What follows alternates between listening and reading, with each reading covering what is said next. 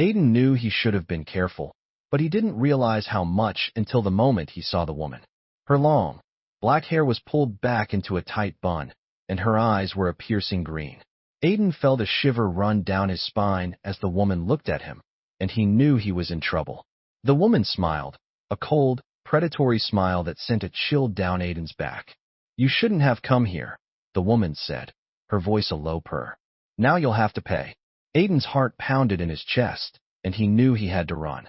But before he could move, the woman lunged, and Aiden's world went black. I, the sole heir of a powerful financial conglomerate, have 7 childhood sweethearts.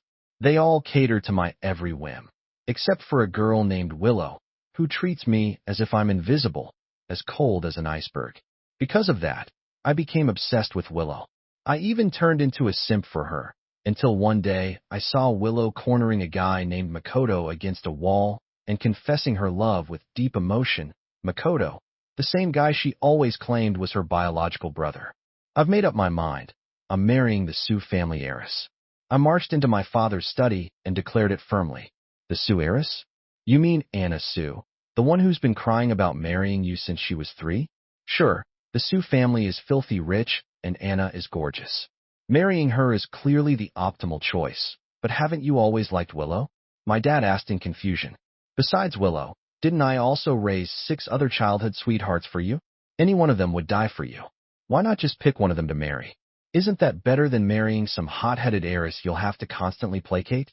At that, I gave a bitter laugh. Just a day ago, I also believed that aside from Willow, the other 6 childhood sweethearts loved me madly. I thought if I asked them to rip their hearts out for me, they wouldn't even hesitate. But last night, I accidentally overheard their secret. When do you think that idiot Aiden will realize that Makoto isn't actually Willow's biological brother? That was Sophia speaking, one of my childhood sweethearts. She once went so far as to fake a suicide jump for me. But now, swirling a wine glass in her hand, her face was full of mockery. That fool, Aiden, probably thinks I'm head over heels for him. In reality, I only pretended to jump because I wanted to scare him away. Same here. Every day I force myself to suck up to Aiden, even though it disgusts me, because I know he hates simps. Haha. Looks like we all had the same strategy. Whatever Aiden doesn't like, we act like that. That way, he'll avoid picking any of us. Then we'll all have a fair shot at chasing Makoto.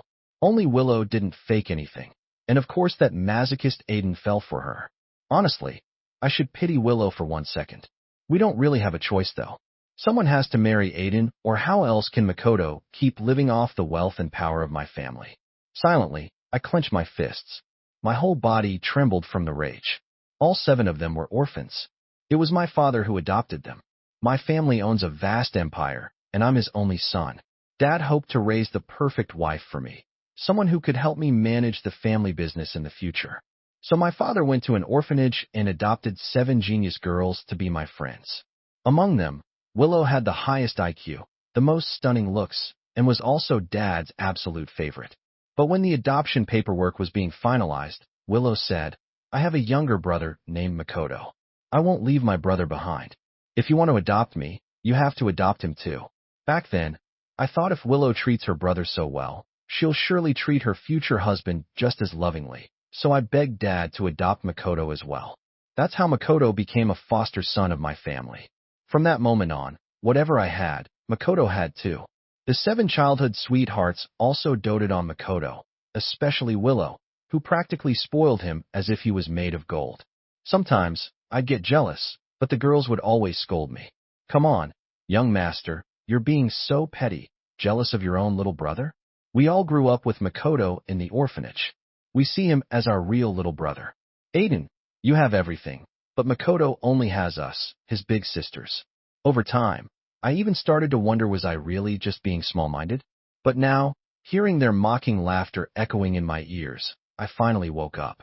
It wasn't that I was being petty, it was that these women were all Oscar-level actresses. Just as I stood there burning with rage, a familiar voice floated from the garden nearby. I followed the sound, and what I saw next shattered everything I thought I knew. Willow, the girl who always acted so aloof, was grabbing Makoto by the collar and pinning him against the wall. Then she whispered tenderly, "Makoto, you know you're the only one I love, but I can't give you marriage, so I can't sleep with you." Then don't marry Aiden, okay? Makoto pleaded. If you marry Aiden, I'll stop talking to you. Willow's voice turned cold. I don't want to marry him either, but my family took us in. We owe them. Makoto, if you behave, even if I do marry Aiden, it's only a marriage in name.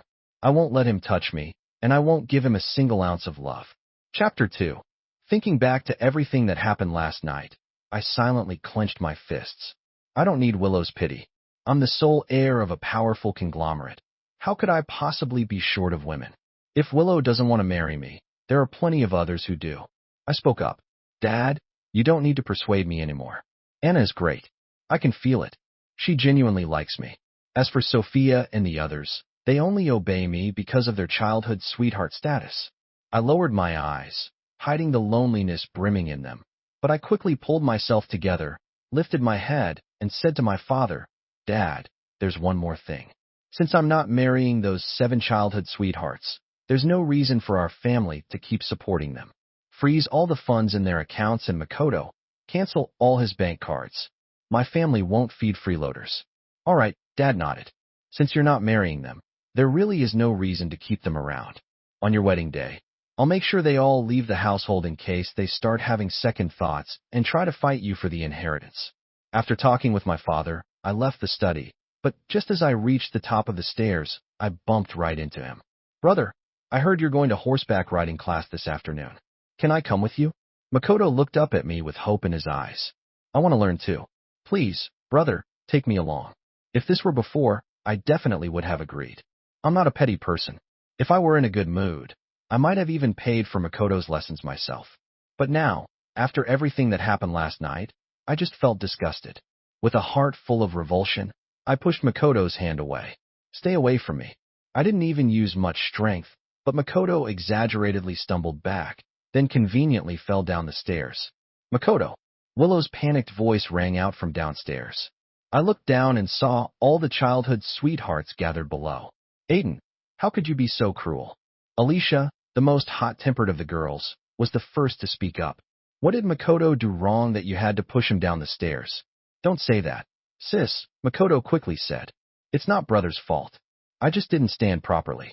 He looked so cautious, and as he spoke, his eyes began to redden like he'd just suffered something unbearable. And of course it worked. The girls looked at me with thinly veiled hatred, especially Willow. Her eyes were so cold I couldn't even meet them. But she didn't say a word, just gave me one icy glance and left with Makoto. She didn't give me a chance to explain it all. I gave a bitter laugh. It's fine. I didn't want to explain anyway. No matter how I explain, they won't believe me anyway. The horseback riding class in the afternoon was originally meant for just Willow and me, but when I arrived at the equestrian field, I saw that Makoto was there too. Makoto gave me a flattering smile. Brother, sis told me to come, but don't worry, I won't get in your way. You two ride together, and I'll just have the coach teach me on the side. His words sounded nice, but once the lesson began, Willow stayed right by Makoto's side the entire time. She personally saddled his horse and carefully helped him mount. Makoto didn't know how to ride, so Willow taught him hand in hand. When Makoto got tired and wanted to dismount, Willow knelt halfway to the ground, letting him step down using her shoulder. That moment pierced right through me, because once I had also mounted a horse by stepping on Willow's shoulder. But back then, Willow didn't do it willingly. Dad was there that day too. He had said, Willow, if you marry Aiden in the future, you'll be his only wife, and as a woman, you need to learn how to serve your husband. Today, I'm going to set some rules for you. Kneel down and let Aiden mount using your shoulder. If you become my daughter-in-law, you'll have everything you ever wanted, but after marriage, Aiden comes first. He'll be your whole world. You'll bow to him and obey him completely. You don't need to care about anyone else's dignity, only his. Chapter 3. Dad didn't mean to humiliate Willow. He just saw through the deep-rooted pride buried in her bones. She was a genius girl, intelligent beyond measure. When she lived in poverty, she could still hide that arrogance, but after living in luxury in our household, the pride that came with her brilliance could no longer be concealed. Dad feared that one day her pride would lead her to betray me, so he took that moment to warn her. Back then, I was still young. When I stepped on Willow's shoulder, I felt bad for her. I even hesitated, reluctant to do it. but I didn't notice how her eyes in that moment were filled with humiliation. Now, watching Willow willingly kneel down so Makoto could step off the horse using her shoulder, it was like someone threw a handful of needles into my eyes. The sting was unbearable. She felt humiliated kneeling for me, but kneeling for my younger brother, that she was happy to do. I forced myself to look away and gave my horse a kick. The horse took off obediently. As I rode, the wind rushing past gave me a fleeting sense of freedom and helped ease the heaviness in my chest. Today's training was a jumping course. I had to ride the horse over 3 hurdles, a high-difficulty obstacle challenge. But just as the horse leapt into the air ready to clear the first barrier, the strap securing the saddle suddenly snapped. Completely unprepared, I was flung off the horse and crashed straight to the ground. Startled, the horse panicked and began charging wildly. A frightened horse could trample me at any second, and yet at that moment, the one who was supposed to protect me, Willow, was still glued to Makoto's side. She hadn't even noticed I had fallen off. "Willow," I shouted through gritted teeth, enduring the stabbing pain shooting through my body. Only then did Willow realize my horse had gone wild. She calmly stepped forward and easily brought the horse under control. Willow had trained in animal handling. That's why Dad had assigned her to accompany me during horseback lessons. She was supposed to check my saddle, monitor my ride, and make sure I was safe. But now, all her attention was on Makoto. She hadn't even noticed my saddle hadn't been fastened properly. In the end, I broke my leg and was hospitalized. Maybe to atone, Willow volunteered to take care of me during my stay. She was incredibly attentive. If I was thirsty, the water was already at my lips before I even spoke. If my wound hurt, she noticed a faint frown and immediately came over to give me painkillers. After I took the meds, she'd always have my favorite dried plums ready, just so I wouldn't be left with a bitter taste in my mouth. She was always like this. Clearly she didn't love me, but her care was so meticulous, it made me doubt myself. Maybe she did love me. Maybe she was just cold by nature, not good at showing it. But how could she not know how to show it when she was with Makoto? The affection in her eyes nearly overflowed. A few days later, my leg was almost healed. That night, I got up to use the restroom and unintentionally overheard someone talking in the hallway. Just then, I heard a voice. It was one of the childhood sweethearts, Sophia. "Willow, don't you think you went too far?" she said. "You intentionally cut Aiden's saddle strap. Even if Aiden pushed Makoto down the stairs, you can't just do something like that.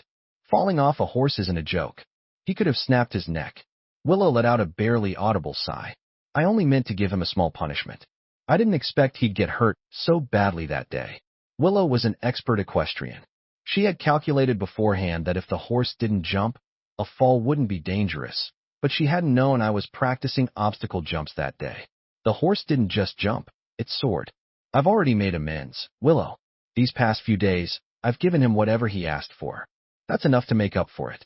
Anyway, he's fine now. Let's just drop it. No one needs to bring this up again." At that moment, an unexplainable chill swept through my entire body. So she had deliberately cut the saddle strap just to get back at me for Makoto's fall. All that attentive care over the past few days was nothing but compensation for a miscalculation, not because she felt sorry I got hurt. I clenched my fists so hard my bones creaked, but I didn't feel a thing, because the pain in my chest drowned everything else out. Chapter 4. The next day, I was discharged from the hospital. Willow came to pick me up in her car, but I didn't even glance at her. I walked straight over and got into Sophia's car. Sophia was beautiful and witty. She kept trying to make me laugh the whole ride, but I couldn't force a smile. "Aiden, are you feeling down?" Sophia gently held my hand. "There's an auction today. Let me take you. Retail therapy really works. Once we get there, you can raise your paddle for anything you want, and I'll cover it." I replied offhandedly. Why pretend to be generous? Isn't it all my family's money anyway? Don't underestimate me, okay? Sophia chuckled. Willow isn't the only genius girl in the household. She knows how to make money, but I've been investing overseas all these years, and I've made quite a bit myself. Don't worry, your wife can afford to spoil you. I finally cracked a smile. Well then, I guess I'll have to bleed you dry today. Drive, let's hit the auction. The auction hall was buzzing with excitement. Many socialites and elites were present. Tonight's most anticipated item was a men's wristwatch called End of Time. Its transparent face was painstakingly crafted from blue diamonds. I've always loved collecting luxury watches, and this one was a must-have for me. But just as I took my seat, Willow walked in accompanied by Makoto. The smile on my face froze. A bad feeling rose in my chest. Makoto was going to bid against me for End of Time. Sure enough, the moment the watch was displayed, Makoto raised his paddle. But then he noticed that I was also bidding. After a few minutes of hesitation, he reluctantly lowered his paddle, his face filled with conflict. So brother wants End of Time too, Makoto said with a forced smile. Then I won't fight you for it. I could never take something my brother loves. He lowered his gaze after speaking, and I caught a faint shimmer of tears in his eyes, like he had been wronged. Willow's expression turned cold in an instant. The look she gave me was tinged with disdain. Makoto, as long as I'm here, there's no need for you to hold back, Willow said. Whatever you want, go for it. Your sister has enough money to back you up. Before Makoto could even respond, Willow raised her own paddle. 100 million. The entire auction hall went silent. Several socialites gasped out loud, stunned by the number. Once the shock settled, the whispers started. What's going on? Isn't Willow Aiden's woman? Why is she buying such an expensive watch for another man? And not just any watch. She's bidding on the exact one Aiden wanted. She's completely humiliating him. Poor Aiden, the heir of a powerful family, and he's getting publicly slapped in the face by his own woman. That's brutal. I clenched my fists silently. I had been spoiled by my father my whole life. But right now, Willow had turned me into a joke. To be so blatantly disregarded by the woman I once believed in. Humiliation rose inside me wave after wave. Out of sheer fury, I raised my hand and made the sky lantern gesture, because no one gets to trample me like that. Chapter 5. Light the Sky Lantern. Mr. Aiden has lit the sky lantern. The host exclaimed excitedly. Congratulations to Mr. Aiden for successfully winning the End of Time. At that moment, I felt like the suffocating pressure in my chest had finally eased. But when it came time to pay, the organizers told me my card had been frozen. That's impossible. I frowned. My card has no spending limit. No matter how much is charged, it shouldn't be frozen. I asked the organizers to try again. The card still wouldn't go through. Just then, Sophia walked over playfully. Hubby, didn't we agree I'd cover it today? Use mine. She handed over her card with a smile, but hers was declined too. How is this possible? Sophia frowned, her face full of disbelief. The crowd erupted into a murmur. Someone even laughed out loud. Has the Aiden family gone bankrupt? Can't even cough up 100 million? Why light a sky lantern if you don't have the money? What a joke. Countless sneers pierced my ears, and I felt my face burn with shame. Sitting among the audience, Willow had finally had enough fun. She stood up slowly and gracefully. She pulled out a black bank card and handed it to the staff. Use mine. This time, the payment went through. The organizers handed the End of Time over to Willow, and right there in front of everyone, Willow placed the End of Time on Makoto's wrist. At that moment, I truly became the biggest laughingstock in the entire auction hall. That manipulative bitch, Sophia muttered under her breath. Our cards didn't work. This has to be Willow's doing. She's a top-tier hacker. I saw her open her laptop just now. She must have hacked our accounts and froze our bank cards, so we couldn't pay. My eyes turned bloodshot and my heart ached painfully. So that's it. It was all Willow's plan to humiliate me. After she finished putting the End of Time on Makoto's wrist, Willow's beautiful fox-like eyes glanced coldly at Sophia. If you don't have what it takes, stop trying to act tough. Then she looked at me and spoke calmly. You should have gotten in my car. I gave a bitter smile. But your car already has someone in it. With that, I turned and left without looking back at Willow once. Because of the disgrace at the auction, I locked myself in my room for days, refusing to go out. Sophia came to check on me a few times and even brought my favorite pastries, but I barely responded. Because I knew Sophia didn't truly care about me. She said it herself that night to make me stay away from her. She was even willing to jump off a building. Aiden has been hiding in his room for days.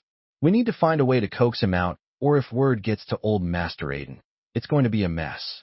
So annoying. I don't want to go. I need to stay with Makoto. You think I don't want to be with Makoto? Stick to the rules. Only after coaxing Aiden can we take turns being with Makoto. In the living room, her 6 childhood sweethearts sat together, all trying to avoid the task. None of them wanted to come upstairs and talk to me. But what they didn't know was I heard every word. Ever since I accidentally discovered the secrets of my childhood sweethearts last time, I secretly installed pinhole cameras and audio bugs throughout the house. I didn't want to be the clueless fool anymore. I wanted to hear with my own ears what these 7 girls were saying behind my back. I'm not going, Sophia said angrily. It's always Willow who pisses off Aiden, and then we're the ones sent to coax him. Why should we? Whoever caused the problem should be the one to fix it. Just then, Willow's graceful figure suddenly appeared on the surveillance feed. There's no need for you to go, Willow said coldly. I'll handle my own men. No need to trouble any of you. With that, she turned and headed upstairs with a gift box in hand. I quickly shut off the monitor so I didn't see the furious expressions on the other girls' faces. She's getting way too cocky, Alicia said, clenching her fists. Aiden hasn't even chosen her yet. Who does she think she is calling him her man? Upon hearing that, Sophia gave a wistful smile. Does it really matter? Aiden is bound to choose her anyway. We're all just background players. Chapter 6. I clearly locked the door, yet Willow still managed to open it effortlessly. You need to leave. I don't want to see you, I said coldly. And just so we're clear, locking the door means no. It means I don't want you coming in. If you're going to break in, at least don't do it so openly and shamelessly. Willow smiled. Sorry, bad habit I picked up back when I was living on the streets. She said this while quietly sitting down next to me. Back then, I was broke and starving. Sometimes I had to resort to petty theft just to fill my stomach. Willow said, her voice carrying a hint of sorrow. During those days darker than night, the only one who stayed by my side was Makoto. He's the most important person in my life. At this point, Willow paused. She turned her head and looked at me. Her jet black eyes were like a bottomless abyss. No one could truly see through her. Aiden, I'm actually very grateful that your father took Makoto and me in, Willow said, and I'm willing to do anything for you. But on one condition, you have to accept Makoto. Makoto is my younger brother. He's my only family in this world, and I won't allow anyone to hurt him, not even you. For a moment, I almost believed what she said, until she said, Makoto is my younger brother. Younger brother? What kind of real siblings confess love to each other? She's a liar. So what you mean is, even if we get married in the future, you'll still put Makoto before everything else? I asked with a smile. Exactly, Willow admitted without the slightest hesitation. Makoto will always be my #1 priority, but once we're married, I'll still do everything old Master Wong expects. I'll respect you, love you forever, protect you, and never let you experience even a tiny bit of unhappiness. I kept smiling so hard it made my eyes ache. Willow, you say you won't let me be even a little unhappy, but do you even realize that all my unhappiness comes from you? I was born into a noble identity. The patience I showed before was because of love, but at this moment, hearing her hypocrisy, I didn't want to endure it any longer. Your precious little brother, he's nothing more than a sissy flirt who seduces his own sister. What right does he have to be compared to me? After hearing my words, Willow's expression visibly worsened. She stayed in my room for less than 5 minutes before she was called away by a phone call from Makoto. Before she left, Willow left behind a gift box. Inside the box was a brand new Rolex watch. Though still very luxurious, it clearly didn't compare to the end of time. Everything happened just like Willow had promised. She would go along with me, but only a little. Makoto would always come first, and I could only ever be second. I glanced at the gift box, then threw it into the trash without a second thought. My woman must put me first in everything. If I can only be second, then I don't want this woman at all. Soon, it was my birthday. This was my 21st birthday. The old man had said that on my 21st birthday, he would officially announce who my future wife would be. So this birthday banquet was grander than ever before. All the prominent figures in City A were present.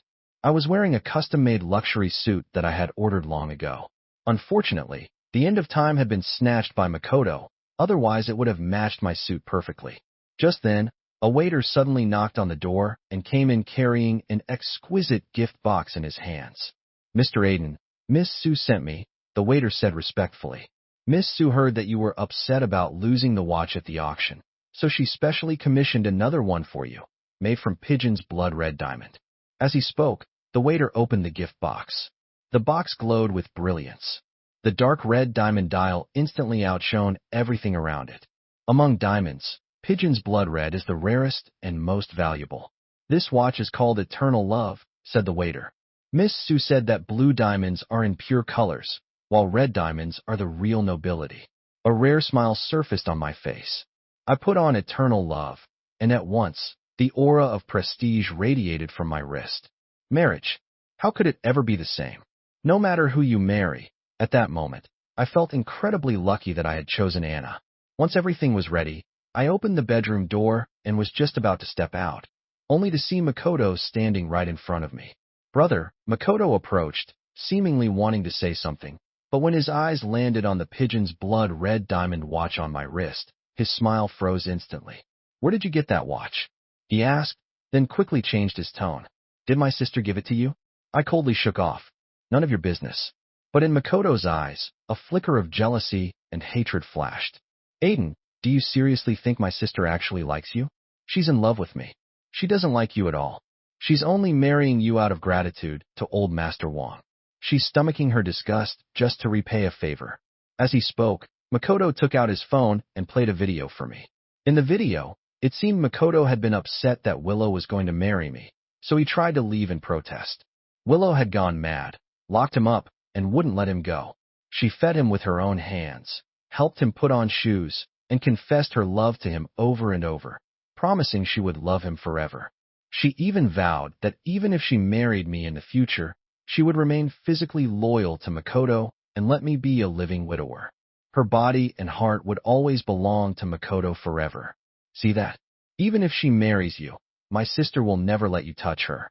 She only loves me. Has she ever gone crazy like that for you? If you know what's good for you, don't pick my sister tonight. Out of my other 6 simps, you can take your pick. I've slept with all 6 anyway. Sophia's the best in bed and Alicia is the wildest one. Whichever you choose, they'll serve you well. But if you pick my sister, she'll only make you live like a monk. Ha ha ha. Think carefully before you make your move. Chapter 7. Listening to all that filthy, obscene talk, I couldn't take it anymore. I swung my fist and punched Makoto hard. Shut up. You're no better than an animal in heat. So desperate you can't control yourself. You're disgusting. But the moment my punch landed, I felt an icy gaze pierce me from behind. I froze instantly. As I turned around, I locked eyes with Willow's cold, emotionless stare. She looked at me coldly without saying a single word, and that was the worst part, because I knew Willow well.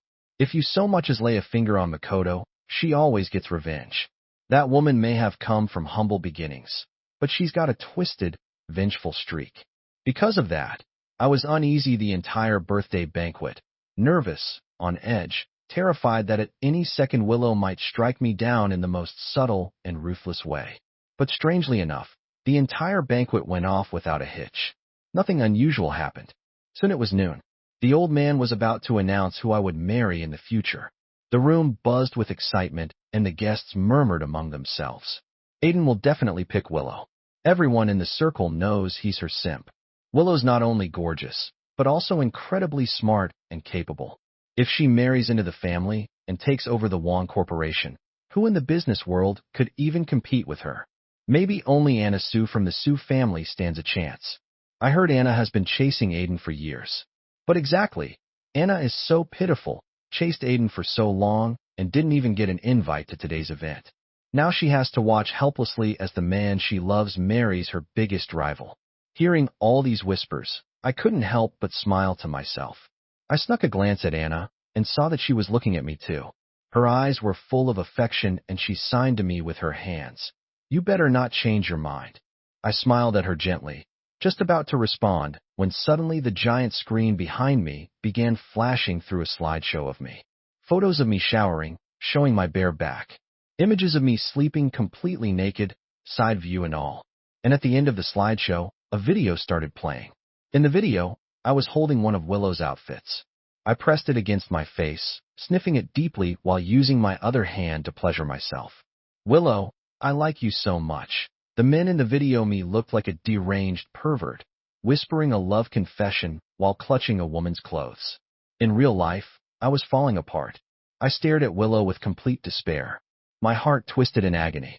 Just because I had called Makoto a lust-crazed animal, Willow decided to publicly expose these private, intimate moments of mine, like she was trying to prove to everyone that I, Aiden, was the one who couldn't control his urges, that I was the truly shameless one.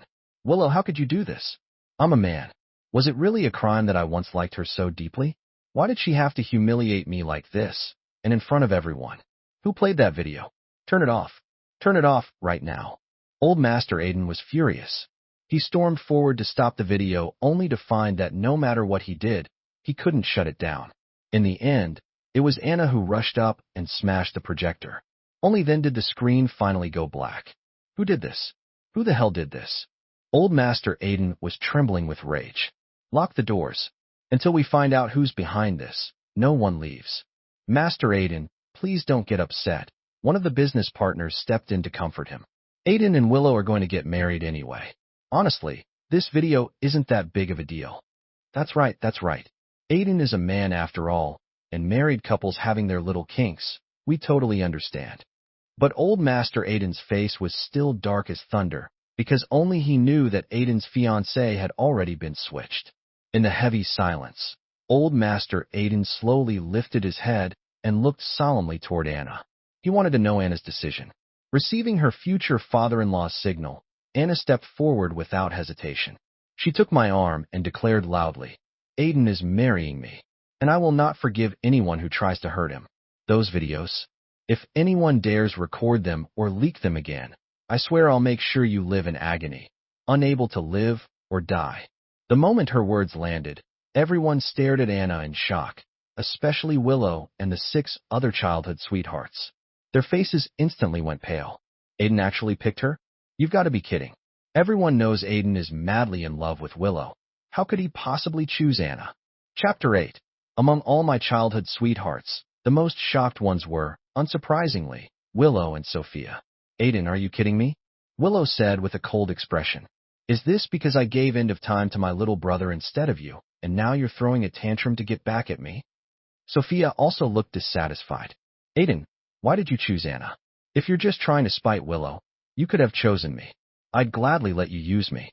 Her expression was full of such deep affection that many people around were visibly moved. Sophia really loves Aiden. I heard she even jumped off a building for him. Why didn't Aiden choose her? If a woman loved me that much, I'd marry her in a heartbeat. Everyone in City A knows Sophia is madly in love with Aiden, but he's never once looked back at her. Everyone present was feeling indignant for Sophia. They felt sorry for her, sorry that she gave her love to the wrong person, sorry that her love was unrequited. Listening to their sighs and sympathy, I couldn't help but smile. I turned my head slightly, met Sophia's lovesick gaze and asked with a smile, Sophia, do you really love me that much? Of course, Sophia answered without hesitation. Aiden, I love you. I'd do anything for you, even die for you. I kept smiling. You love me that much, huh? But how come I heard that your little jump back then was actually meant to scare me away? Sophia's face instantly turned pale. Who? Who told you that? Was it Alicia? Aiden, don't listen to her nonsense. She's just making things up. I swear to God I never said anything like that. I truly love you. No one in this world loves you more than I do. Sophia was a great actress. For a moment, even I almost believed her. But unfortunately, I had already heard her true thoughts, so no matter how good her act was, it was useless. I couldn't be bothered to argue with her anymore. I simply pulled out a voice recorder and pressed play. That idiot Aiden probably thinks I'm head over heels in love with him. Truth is, I didn't jump off that building to confess anything. I just wanted to scare him off. Sophia's mocking voice played from the recorder, and in that moment, the entire room was stunned. And in that instant, all color drained from Sophia's face. Sophia, no one is spreading lies, I said calmly. Those words came out of your own mouth. So stop pretending to be some hopeless romantic in front of me. It's just disgusting. Aiden, you've misunderstood. Sophia's eyes quietly turned red with tears. Actually, But before she could finish, Anna suddenly stepped forward and slapped her hard across the face. No one gets to call my fiancé an idiot in front of me, Anna declared fiercely. And for the record, I'm the one who loves Aiden the most in this world. The moment the word fiancé came out, Willow's elegant brows furrowed sharply. Aiden, stop being ridiculous, Willow said. The person you really want to marry, isn't it me? I'm willing to be your wife. And just like old Master Aiden asked, I'll pamper you and love you for life. I'll be second only to you and above all others. So stop this nonsense. The Sue family is a business partner of the Aiden family. Old Master Sue and Old Master Aiden go way back. If you keep toying with Anna like this, it'll damage the relationship between the two families. Chapter 9. After hearing what Willow said, I almost laughed out of sheer anger. I forced myself to hold back the heartache and said coldly, Willow, you don't actually think that after everything that's happened, I'd still want to marry you, do you? You did something like that, and you still have the nerve to say you're willing to marry me? Well, maybe you're willing, but I'm not. My eyes, red with emotion, were filled with intense hatred. Willow's heart gave a slight shudder. For someone who always kept a poker face, her wide eyes and stunned expression were shocking to see. Aiden, what are you saying? Why don't I understand? Drop the act, Willow. I couldn't take it anymore. I pointed at the smashed projector and said in a voice on the verge of breaking, those photos and videos just now weren't they you're doing? Willow's heart trembled again. She who always kept her emotions under control now looked visibly shaken. Her expression filled with disbelief. Aiden, you actually think I did that? There was a hidden sorrow in her voice. Didn't you? I growled through gritted teeth. Those photos weren't taken by me. They were candid shots. You know how to pick locks. Even if I lock my door from the inside, you can open it effortlessly. In that final video, from the angle it must have been taken from, surveillance. You're a top-tier hacker. Hijacking the home security cameras to spy on me. Child's play for you. I bit my lip so hard it almost bled, my eyes blazing. Stop pretending, Willow. I know it was you. You're doing this just because I punched Makoto this morning, right? That's your idea of revenge? We grew up together. Even if you don't love me, we've spent years side by side. Today was my birthday party, and you chose this moment to humiliate me in front of everyone. Are you even human? My emotions grew more and more out of control as I spoke. By the time I got to the end, I couldn't stop myself. I raised my hand and slapped Willow hard across her cold, beautiful face. Smack. The crisp sound echoed in the room, and a bright red handprint slowly appeared on her stunning features. The old man was furious too. He leaned on his cane and tremblingly walked up to Willow, demanding in a hoarse, angry voice. Willow, is what Aiden said true? Were those photos and videos really your doing? For so many years, he had treated Willow like his own daughter. Willow was smart and capable. He had always admired her. He genuinely wanted his son to marry her. He had even considered letting Willow inherit the Wong family corporation he had built from the ground up. But how could she do something so heartless? Old Master Aiden didn't want to believe it. He wanted to hear it from Willow's own mouth. Facing his question, Willow didn't flinch. Calmly she said, "It wasn't me, Dad. Aiden is my fiancé. I truly want to marry him. If I really showed that stuff during his birthday party to humiliate him, wouldn't I be slapping my own face as well?" Willow didn't look like she was lying, but I couldn't trust her anymore, because she had already lied to me far too many times. "I'll prove my innocence," Willow said in a deep voice. "Every move made online leaves a trace. Give me a computer, and I'll track the digital signal. I will find out who was behind this, and I'll tear them to pieces." Chapter 10. I didn't trust Willow. I was afraid she might be scheming something in secret, so I had my dad bring in 2 more top-tier hackers to track the electronic signal together with Willow. "Aiden, you don't trust me?" Willow's pupils quivered slightly, and in her deep, unfathomable eyes, for the first time appeared a look of hurt. "That's right, I don't trust you," I said coldly.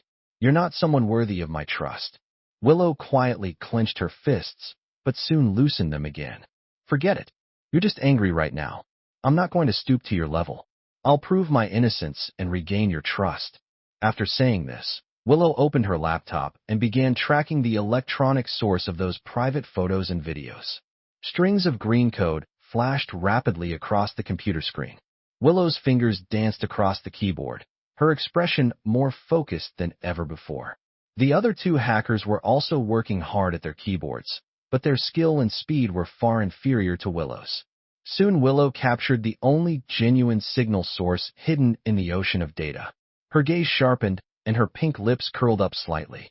"Got it."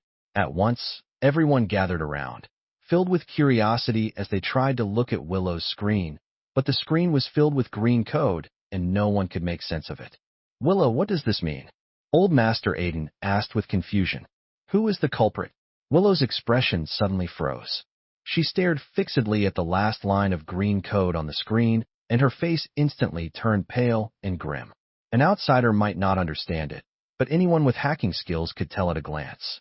The final line of code revealed the mastermind's current location, what model of phone they were using, and exactly what method they used to remotely control the projector, how they got it to play those photos and videos. Willow's face turned as pale as paper. Before the other two hackers could come over to check, she quickly shut the laptop. "There's no need to keep investigating," Willow said loudly. "I already know who the mastermind is." As she spoke, she strode forward and unceremoniously snatched away the laptops from the other two hackers. "Willow, what are you doing?" I said angrily. "Give their laptops back." I stepped forward, trying to take the laptops back, but Willow grabbed my hand. "There's no need to keep checking," Willow said. "Because..." She paused slightly here, then lifted her head and looked deeply at Makoto, who was hiding in the crowd. Then she quickly withdrew her gaze and looked at me with endless guilt in her eyes. "Because I'm the mastermind behind all of this." "Aiden, you guessed right. It was me. Everything was done by me." Chapter 11. Willow wanted to take all the blame upon herself, but the moment she opened her mouth, I had already guessed who the real mastermind was. "Willow, things have already gotten to this point, and you're still trying to cover for him." I felt as if my heart were bleeding. Willow's dark eyes trembled slightly, but she still forced herself to say, "I'm not covering for anyone. I'm the one behind all of this." "Then why didn't you admit it from the beginning?" I pressed her. "You acted all righteous, pretending to help me trace the signal source. Now that the source has been tracked and you suddenly confess, don't you think that's way too suspicious?" Willow lowered her gaze. Her beautiful face was filled with restraint and suffering. She bit her lip.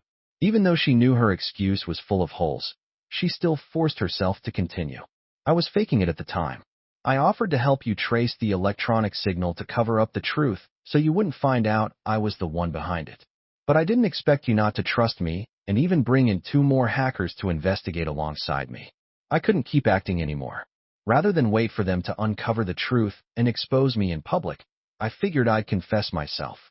At least that would be more dignified." After Willow finished speaking, the guests started whispering to each other. Was it really Willow who did all this? Somehow it just doesn't feel right. Yeah, something seems off. It's like she's protecting someone. But who is she covering for? Who could possibly make the ice-cold goddess Willow willingly take the fall? Listening to their chatter, I couldn't help but laugh. They didn't know who Willow was protecting, but I did. There's only one person in this world who could make Willow abandon her principles, disregard all consequences, and do everything she could to protect him. "Willow, do you really think that if you take all the blame, I'll just let that person go?" I said coldly. "After everything he's done to humiliate me, do you think I'll let him walk out that door unscathed?" A look of pain flickered in Willow's eyes. "Aiden, I'm begging you. Please let this end here. As long as you stop pursuing this, I'll do anything you ask. You like me, don't you? I can marry you. We can get married right away." Before Willow could finish speaking, I suddenly burst into laughter. "Ha ha, I can't take it. My stomach hurts from laughing. Willow, who gave you the confidence to think that after everything that's happened, I'd still want to marry you?" Willow's dark eyes trembled. "Aiden, but..." I didn't give her a chance to speak. I interrupted her directly. "I stopped liking you a long time ago. You and Makoto make me sick." Chapter 12. Willow lifted her head and met the look of utter disgust in my eyes. The revulsion blazing there was so intense that in that instant, Willow finally understood what it meant for the heart to be sliced open. How could this be? Her mind froze. No matter how hard she tried, Willow couldn't fathom why Aiden would stare at her with such loathing. Hadn't he liked her? Liked her so much that no matter how coldly she brushed him off, he still clung to her with a sunny smile, pestering her to do this or that. Liked her so much that though he was the heir of a powerful family, he had been willing to lower his pride and court her first. Liked her so much that when others mocked him and called him her simp, he hadn't cared at all and had even answered proudly, "I just like Willow. She's so outstanding." Aiden liking her is perfectly normal, isn't it? He had once liked her that much, so why was it that now the light in his eyes had gone dark, replaced by nothing but contempt? What on earth had happened? How had everything suddenly flipped like this? A sharp pain tore through Willow's chest. She clutched her heart, the woman who was usually invincible panicking like a child, not knowing what to do. "You don't like me anymore?" Willow locked her gaze on mine and enunciated every word. I don't believe it. He had liked her for so long. How could feelings just disappear at a single word? Since when was love so fragile? I let out a cold laugh. Believe whatever you want. With that, I turned toward Makoto. Now that I knew he was behind all of this, I had no intention of letting him off easy. Makoto, you bastard. Striding forward, I raised a fist and smashed it into Makoto's face. I begged my dad to take you out of that orphanage, gave you good food and a good life, and you stabbed me in the back. You eat our food, spend our money, enjoy the young master comforts my family provides, and behind the scenes, you pull this disgusting stunt. I snarled as I pummeled Makoto again and again. Before long, his head was covered in blood. Brother, stop. Please, stop hitting me. Makoto sobbed and pleaded. You're wronging me. I'm innocent. I didn't do anything. But how could I possibly believe him? Seeing Makoto still refuse to admit it, I drove a hard kick into his knee. The blow was fierce, his leg buckled, and with a dull thud, he collapsed to his knees. Dad, I really didn't do anything. Makoto cried, turning to my father. When he realized begging me was useless. I'm innocent, Dad. You have to believe me. I don't know anything about computers, let alone how to control a projector remotely. Someone is framing me. Dad, both Willow and me.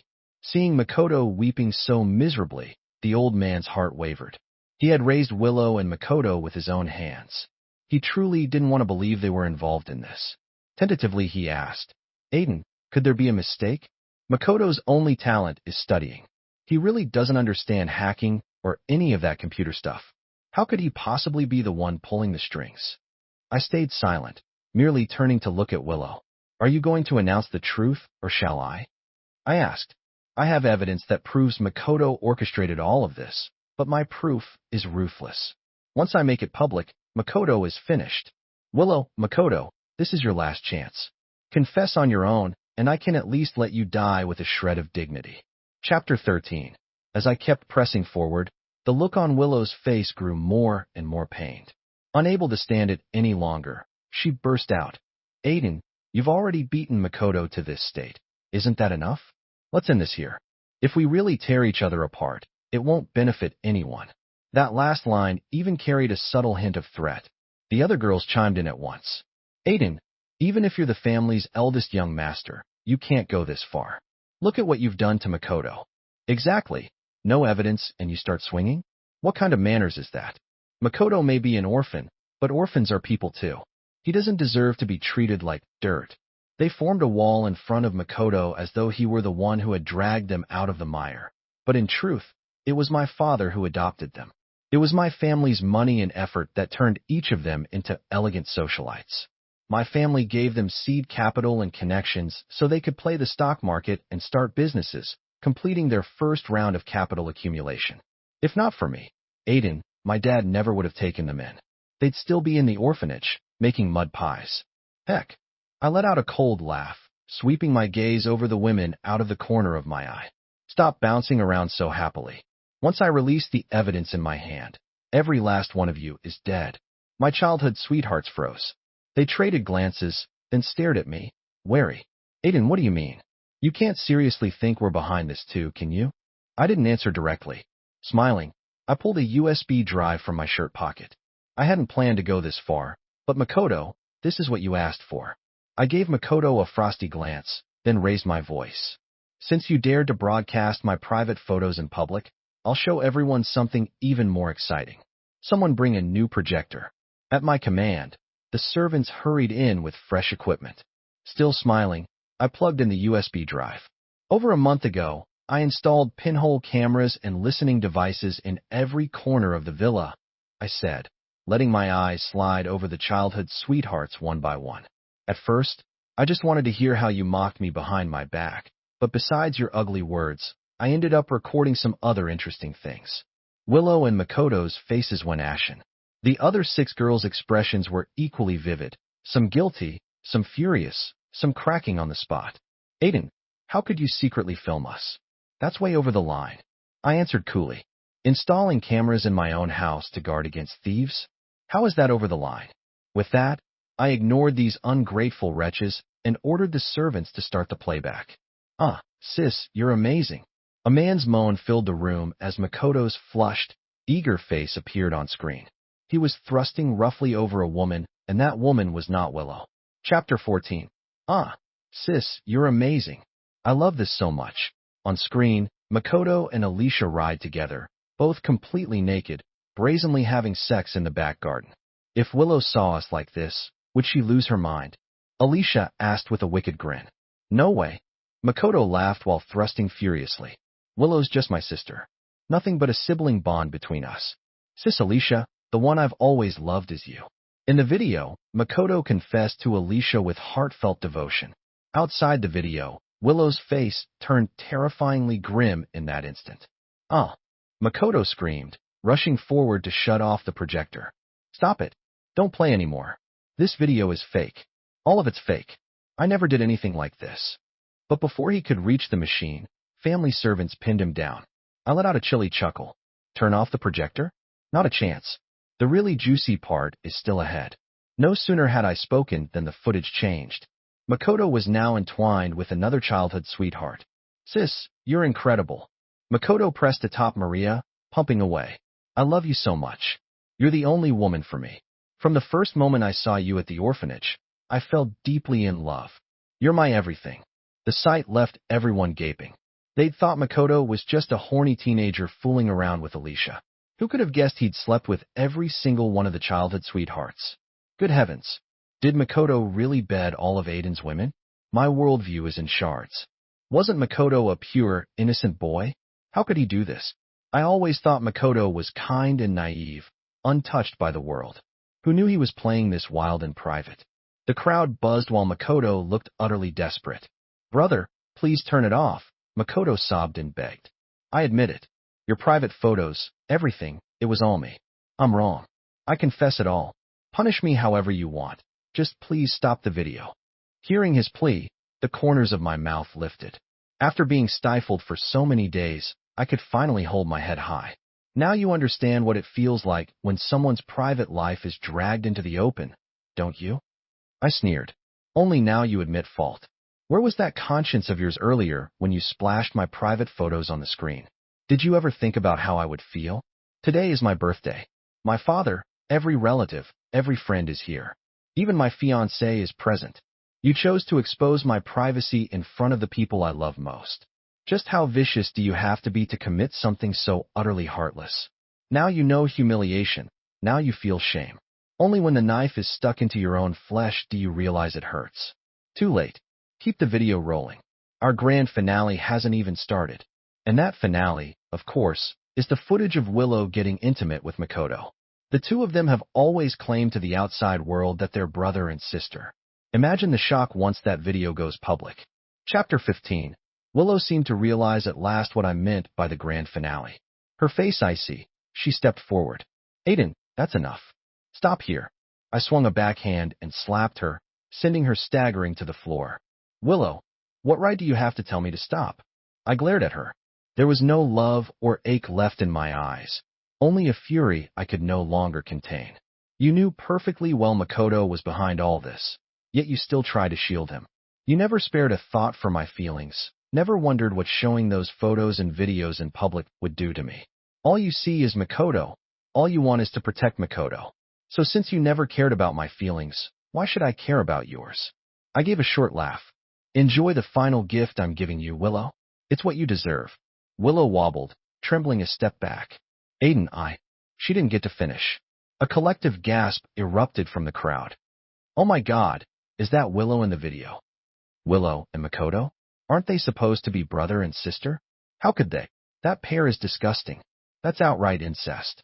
Poor Aiden. Just look at the pack of heartless curs he raised as his 7 childhood sweethearts.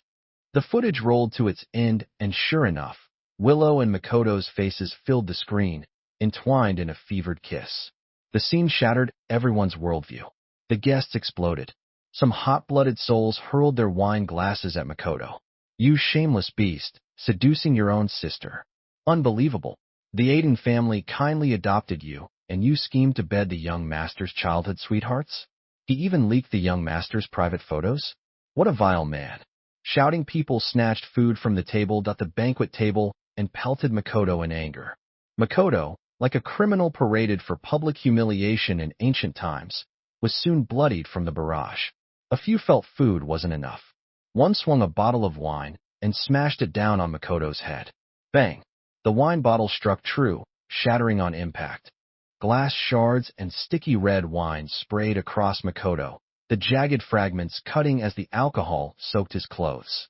His forehead split open, blood mingled with the filthy wine and trickled down, burning every wound it touched. Stop! Please stop throwing things, Makoto sobbed, raising his arms to shield himself from the barrage. Unable to fend off the onslaught, he turned instinctively to Willow for help. Sis, save me. But Willow no longer rushed to protect him. She stared down at Makoto with icy eyes and said nothing. Crying, Makoto crawled toward her. Sis, didn't you say you'd protect me forever? We've been together since we were kids, never apart. Sis, I beg you help me. I know you won't abandon me. Chapter 16. Makoto clung desperately to Willow's long, slender legs, begging for mercy. But this time there was no trace of pity in Willow's eyes as she looked at him. She looked down at Makoto from above, then raised her foot and coldly kicked him away. You still remember that? All these years I've always been the one protecting you, Willow said in a chilling voice. Her gaze locked onto Makoto, and the pain in her eyes was clearly genuine. Makoto, I treated you so well, and how did you repay me? She stepped toward him, one step at a time, her powerful presence pressing down on him so hard that Makoto could barely breathe. Makoto trembled as he backed away. Sister, you misunderstood. I was lying to them. I never loved them. The one I truly love has always been you. I was just using them, manipulating them into chasing after Aiden so you wouldn't have to marry him. Makoto forced himself to suppress the fear in his heart, then crawled toward Willow again, crying. Sister, you have to believe me. Everything I did it so I could be with you. But unfortunately, those words clearly didn't convince Willow. Her expression cold as ice, she kicked Makoto away again without a shred of hesitation. Shut up, you disgusting bastard. After taking 2 full-force kicks, Makoto clutched his stomach in agony. It hurts. Sister, how can you treat me like this? But in the very next second, Willow stepped in front of him and slammed another kick right into his stomach. Makoto, do you know what I hate the most? Willow grabbed a fistful of his hair, forcing him to look up at her. What I hate the most is that at the beginning, I truly treated you like my real little brother. During the hardest days at the orphanage, I was so hungry my stomach was cramping, but I still gave you every last bit of food I had. Because you told me that blood doesn't matter, that love makes a family. You said even if the whole world abandoned us, at least we'd still have each other. That we'd always have each other. Hearing those words, Alicia suddenly burst out emotionally from the side. Son of a bitch. He said the exact same thing to me too. It was because of those words that I fell in love with him. I was abandoned since I was a child with no family around me. I was desperate to cling to something, and that's when Makoto appeared. He told me he loved me. He said it didn't matter if the whole world gave up on me, because we'd still have each other. He was the only one who truly loved me, that he would never leave me. How could I not fall for him? I was abandoned as a child. The world is so big and there are so many people in it, but all I ever wanted was one person who would love me forever. Is that really so wrong? Hearing her words, the other girls couldn't help but show the same overwhelming sadness. Clearly they all felt the same. Aiden was wonderful, flawless even, but he wasn't an orphan. He didn't understand what it meant to be abandoned, grow up as a broken soul with a scarred heart. They had no family, no real friends. Other people had roots, connections to the world, but theirs had been severed the moment their parents left them behind. That's why they were so desperate to hold on to something, to prove to the world that they too were loved. And Makoto had taken advantage of exactly that. Back when Willow and the others first arrived at the orphanage, he struck while they were vulnerable, grabbing their hands and making promises. Even if the whole world abandons you, it's okay because you still have me. If we have each other, it's as good as having the whole world. For these shattered girls, how could their hearts not be moved? What they didn't know was that this single moment of vulnerability would go on to destroy their entire lives. Enough. Any more of this, and someone's going to die. Old Master Aiden's voice was low and commanding. I understand you're all furious because you were deceived, but today is my son's birthday. My son has done nothing wrong to any of you. If you have grudges to settle, do it in private. Don't make a scene at my son's birthday banquet and taint his eyes with your nonsense. He paused for a moment, his gaze sharp and filled with unshakable authority as he swept over the 7 childhood sweethearts. Then his voice turned cold. Originally, I planned to wait until after Aiden and Anna's wedding to announce this decision, but your behavior today utterly disgusts me. Aiden was right. My family doesn't feed freeloaders, much less raise ungrateful traitors. As of today, you are no longer connected to the Aiden family in any way. Now get out. Immediately. Chapter 18.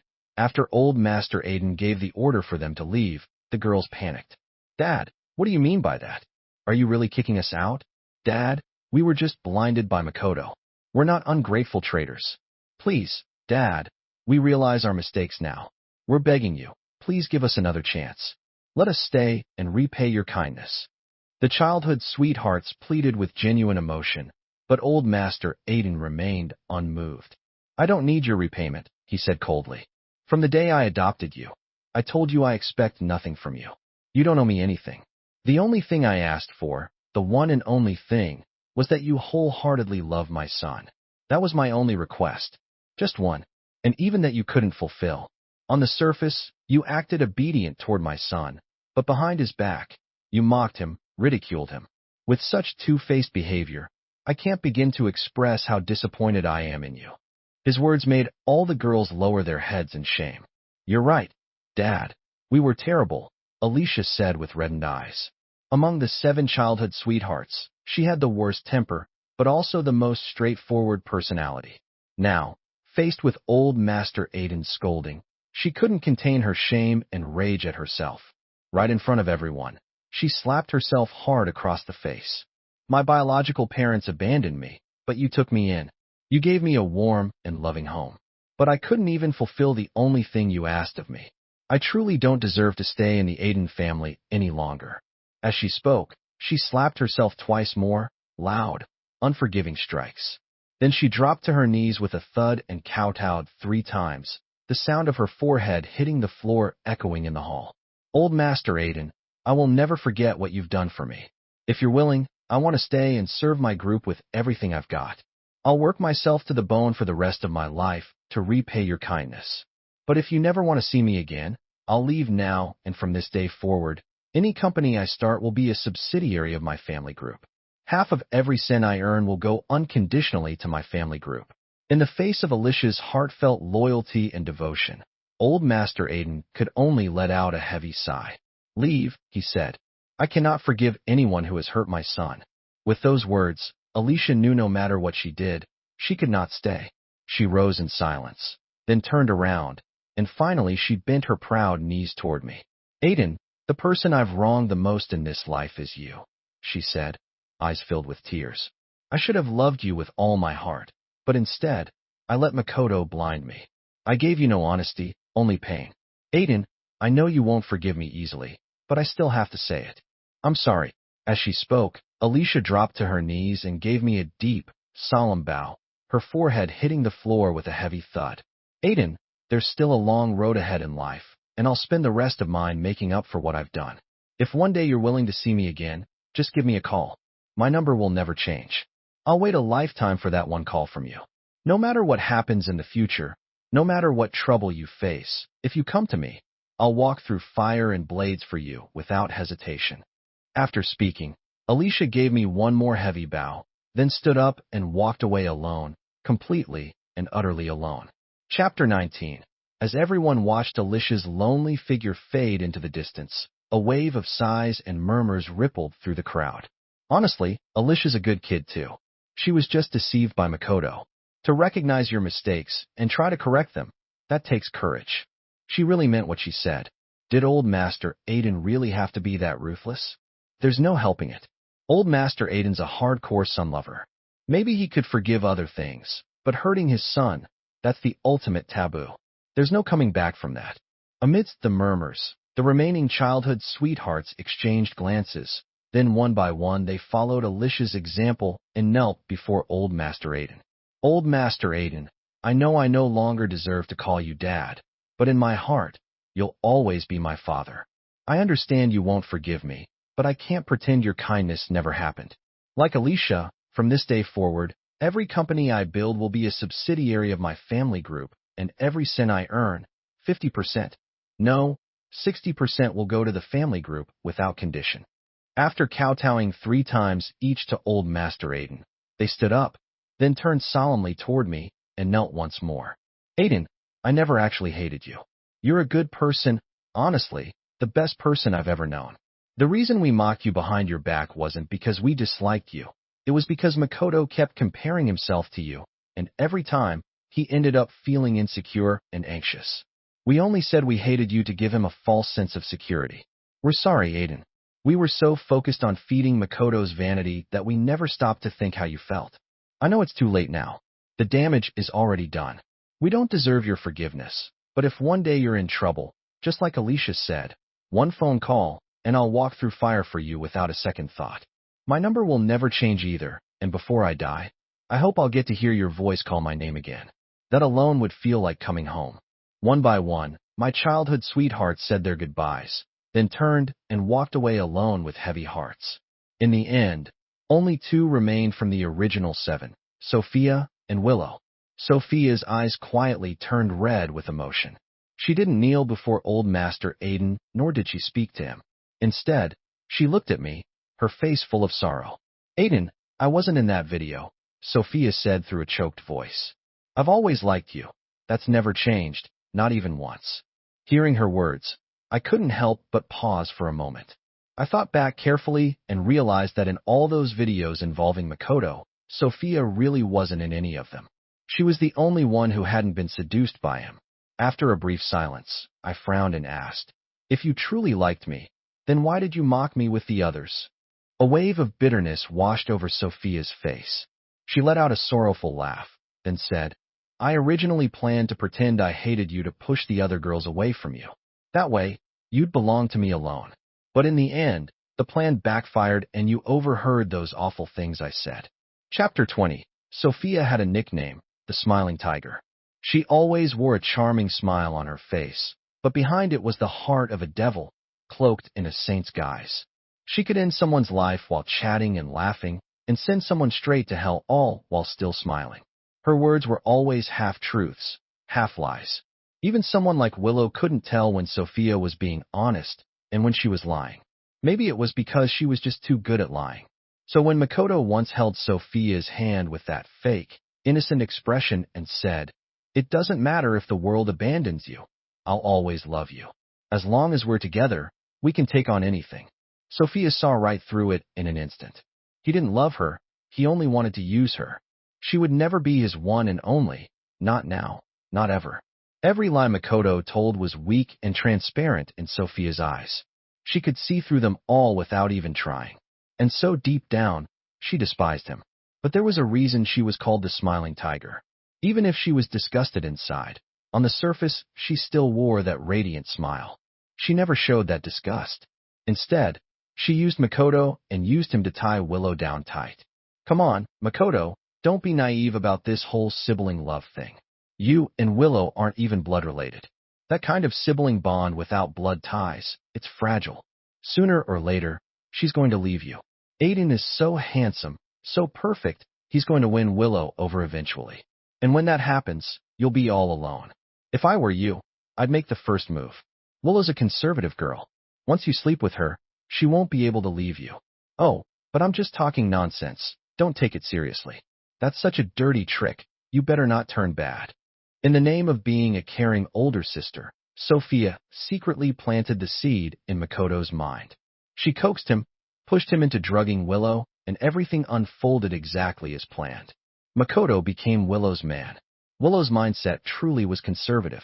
In her worldview, once something that intimate had happened, you had to take responsibility, especially when the one she had slept with was the boy she'd grown up with, the younger brother she had once depended on with all her heart. In truth, Willow had always seen Makoto as just a little brother, but ever since that one irreversible night, everything between them had changed. And Willow had been in pain ever since, torn and conflicted. On one hand, she truly saw Makoto as family. On the other hand, emotionally and rationally, she couldn't accept being with him in that way.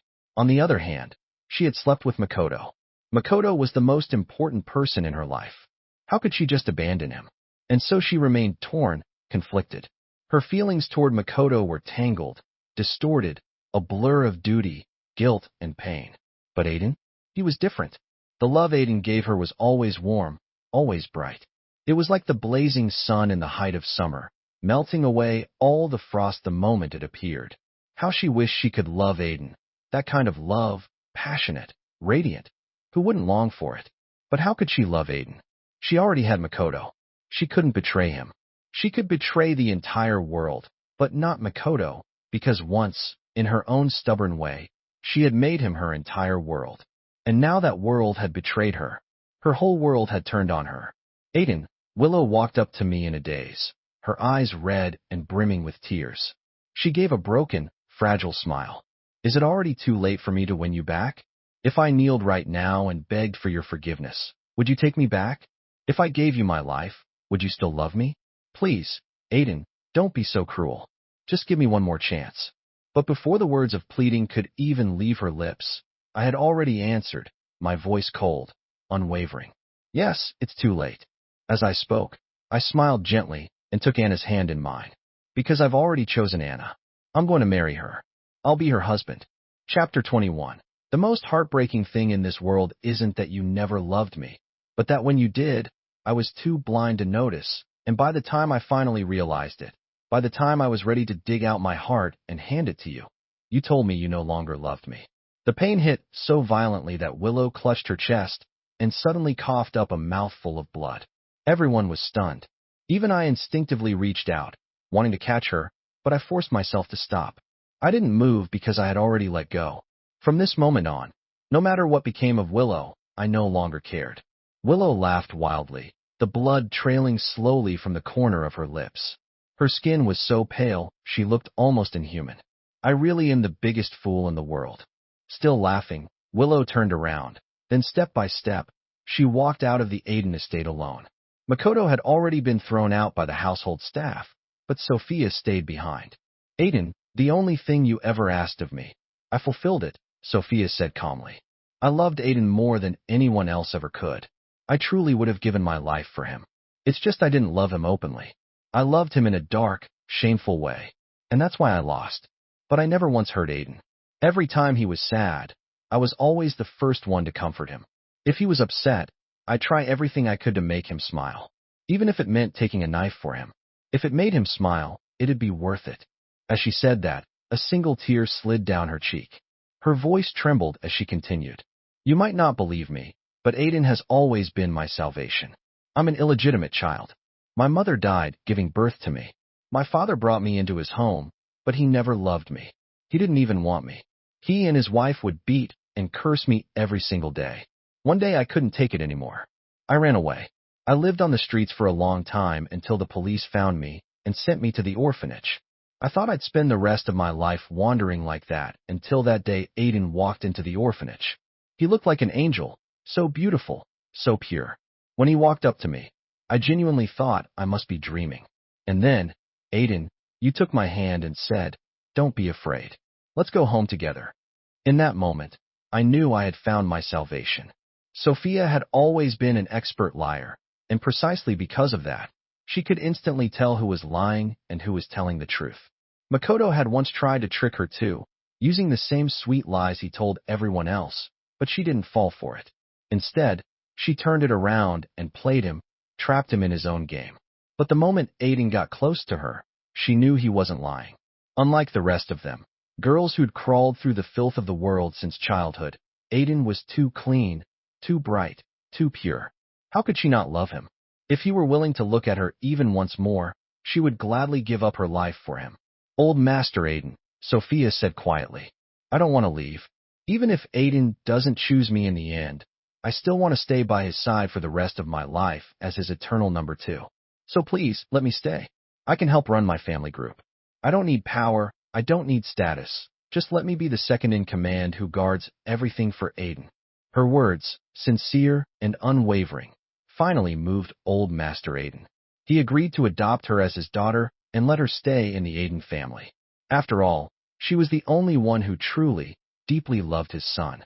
But someone in the crowd muttered, "Still, isn't it too easy to just let Makoto go like that?" Hearing that, I let out a cold laugh. Don't worry, I said. Even if we don't deal with him, there are plenty of others who will. After all, Willow and the other 5 childhood sweethearts weren't the kind to let things go. Makoto had played them all like fools. There's no way they'd let him off lightly. So I didn't need to dirty my own hands. All I had to do was sit back and enjoy the show. Chapter 22. 1 month later, Anna and I held a grand wedding. A celebration more extravagant than anything the city had ever seen. The atmosphere was lively and overwhelming. Every influential figure in city A came to attend. Anna proudly declared the wedding banquet would last 3 full days and nights. She wanted the entire world to know she had married the man of her dreams. Alicia and the other 4 childhood sweethearts came too, but none of them stepped inside, afraid that their presence might upset me or old Master Aiden. They quietly left behind their wedding gifts, then vanished without a word. The gifts were lavish, each one worth a fortune. This was all they could do for me now, to give a gift and leave quietly, to no longer disturb my life. At 10 a.m. sharp, the ceremony officially began. Dozens of fireworks exploded overhead, filling the sky with vibrant bursts, and then, among them, appeared a massive line of blue smoke-formed letters. Congratulations, Anna and Aiden. Wishing you a lifetime of happiness. Just as the crowd was immersed in celebration, Willow appeared. It had only been a month, but when I saw her again, I almost didn't recognize her. Willow's hair had turned completely white overnight. Her face was pale and thin, her whole being fragile like a delicate snow doll on a winter day, ready to shatter at the slightest touch. Aiden, can I have an hour of your time? Willow said. I just want to talk to you. My father's face darkened instantly. Before I could respond, he stepped forward and barked. Willow, my family has never wronged you. Please leave immediately and stop harassing my son. Today is his wedding. If you have even a shred of decency left, you should have done what the others did. Leave your gift and quietly walk away, not show up here to cause trouble. Willow gave a bitter smile. Don't worry, old master, she said. I'll leave soon. I just want a few private words with Aiden. Once I've said what I need to say, I'll disappear. I looked at her coldly. There's nothing left for us to say. Willow smiled. She locked eyes with me, gaze soft yet obsessed. Aiden, 1 hour. No, just 10 minutes. 10 minutes alone with you, and then I'll vanish from your world forever. Her voice carried a quiet desperation, but my eyes remained cold, unmoved. I won't even give you 1 minute. A sharp pain tore through her chest again. Willow clutched her heart. So this is what it feels like to be pierced by 1,000 arrows. Aiden, she murmured. If you're really this heartless, then don't blame me. She smiled, still smiling, and as she spoke, she began unbuttoning her coat. When the buttons came undone, everyone froze. Strapped to her body was a time bomb. For a few seconds, no one moved. Then panic erupted. Some screamed. Others turned and ran for the exit. Old Master Aiden's face turned green. Willow, what the hell are you doing? Still smiling, Willow replied. I just want 10 minutes. 10 minutes to say goodbye to Aiden, and then I'll leave. There's nothing Aiden has to say to you. Old Master Aiden roared, his voice shaking with fury. You're insane. You strapped a bomb to yourself. Do you really think I'd let my son anywhere near you? Willow's voice turned icy, filled with a chilling calm. Then I guess I'll have to detonate the bomb. We'll all die together. Chapter 23. Even though Willow threatened to kill herself, Anna and Grandpa Aiden still wouldn't let me go over. After all, Willow had gone so far as to strap explosives to herself. Clearly she wasn't in a sane mental state. What if she lost it completely and decided to take me with her in a murder-suicide? It was just too dangerous. But if she sets off the explosives here, at this distance, I'd definitely die too, I said. And she'd take everyone else down with me. Dad, Anna, please just let me go. Willow's done a lot of terrible things, yes, but she's always been someone who keeps her word. She said if I go over, she won't detonate the bomb, and I believe she'll keep that promise. I insisted on going, and in the end, Anna and my dad had no choice. They reluctantly agreed, but they made a condition. Willow and I had to stay in their line of sight at all times. We couldn't go too far. Fine, Willow agreed without hesitation. Then she led me to the top floor of the hotel. The wind was howling. Willow stood at the edge of the rooftop, her face full of sorrow as she looked at me. And as she stared, tears suddenly started falling from her eyes. Aiden, Willow said, If only I'd met you sooner. I didn't say anything. I just turned my head and looked off into the distance. The truth is, I love you, Willow said, tears streaming continuously. You were like a ray of light shining into the pitch-black darkness of my life. But I couldn't allow myself to betray Makoto. I thought since he came into my life first, I should love him with all my heart. No matter how amazing you were, I couldn't betray him. I had to put him first in everything. I had to treat him as my entire world. That to me was what true, everlasting love meant. But I never expected him to be a liar. I was such a fool. The one. I'm sorry. The pain in her voice was so genuine. The pain in her voice was so genuine. I'm the biggest fool in the world. Couldn't compete with how foolish I've been. At that, I couldn't help but sigh. Willow, what's done is done. There's no point in talking about it now. I once loved you, but that love has been worn down completely by your betrayal and coldness. Now, I feel nothing for you. I hope you'll stop clinging to me. Let's part on decent terms, give each other a bit of dignity. Hearing this, Willow gave a sorrowful smile. She choked out, Don't worry, Aiden, I won't bother you anymore. I just wanted to speak with you one last time before I go. Unlike the other childhood sweethearts, they all had parents, but I didn't. I never met mine, not even once. I don't have any family, no close friends. My entire world used to revolve around Makoto. Then you came into my life, you brought me home. I've never said it out loud before, but I truly saw you and old Master Aiden as my own family. If Makoto had never existed, I think we would have had a completely different ending. Aiden, have you ever heard of the theory of parallel universes? Maybe in another timeline, one without Makoto standing between us, you would have been my only salvation, and I would have loved you like you were my whole world. We could have had that kind of ending. But sadly, all of that was just a what-if. In reality, everything had changed. People, feelings, the world we once shared. Aiden, you did love me once, didn't you? Willow asked, her voice suddenly urgent, as if she desperately needed confirmation. I was silent for a moment, then finally, I nodded. I once saw you as my whole world, too. Hearing that, Willow finally smiled. It was no longer a smile of despair, but one of peace and quiet contentment. To have been loved by you, I'm truly honored, Willow said. It's just a shame I realized everything too late. I missed my chance with you. If there's a next life, I hope I'll have the chance to love you again. As soon as she said that, Willow suddenly pulled me into a tight hug, and then, holding the back of my head, she kissed me. A final kiss and a final act. Willow, what are you doing? Seeing Willow suddenly kiss me, Anna panicked. She rushed forward trying to tear Willow away from me, but Sophia held her back. Maybe others didn't understand, but Sophia, also an orphan, knew all too well what Willow was about to do. This might be the one and only time in her life that she'd ever kissed the one she loved. After a kiss that nearly took my breath away, Willow finally let me go. She pushed me away with all her strength and smiled. Aiden, don't be sad for me. Don't shed tears. I'm not worth it. And with that, she turned around and, without a second's hesitation, jumped off the rooftop. This time, she didn't need wings to fly. Willow, I lunged forward trying to catch her, but my hands closed around nothing but air. I saw Willow falling with a smile, and in the next second, she hit the ground, shattered to pieces. Once, Makoto was her whole world, but Makoto betrayed her. Once, I could have been her salvation, but she betrayed me. 2 betrayals had severed all her ties to this world. No family, no friends, no one left to care about. What was left of her life would have been nothing but pain, and she simply couldn't bear it anymore. How could someone's fate be so tragic? From the moment she was born, she was utterly alone, no attachments, no warmth. She spent her entire life just hoping to find someone who would love her forever, someone who would never betray her. And when she finally found that person, it was already too late. A life like that, maybe it wasn't worth holding on to. In that final moment as she leapt into the air, Willow thought, if only I could travel to a universe where Makoto never existed. If only Aiden had been the first person I met. But life doesn't work with what-ifs. She had missed her chance. Before she died, Willow had removed the explosive strap from her body, so her death harmed no one else. Anna and I eventually got married. An afterlife toast.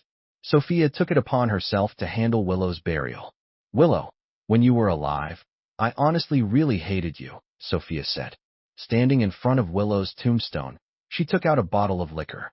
She poured half of it onto the ground and downed the other half herself. But now I kind of understand you. To spend your whole life just trying to find someone to grow old with, that's not easy. We both had our shot at staying with Aiden, and we both let it slip away. Aiden is happy now, so rest in peace. People are born alone, but I won't follow you down that road. I'll carry this loneliness and, for you, for all of us, I'll stay behind and protect Aiden. You know, maybe all this happened because of me. When I die, I'll make it up to you in the afterlife. At that, Sophia paused. She tapped the bottle lightly against Willow's gravestone in a toast. Willow, see you in hell.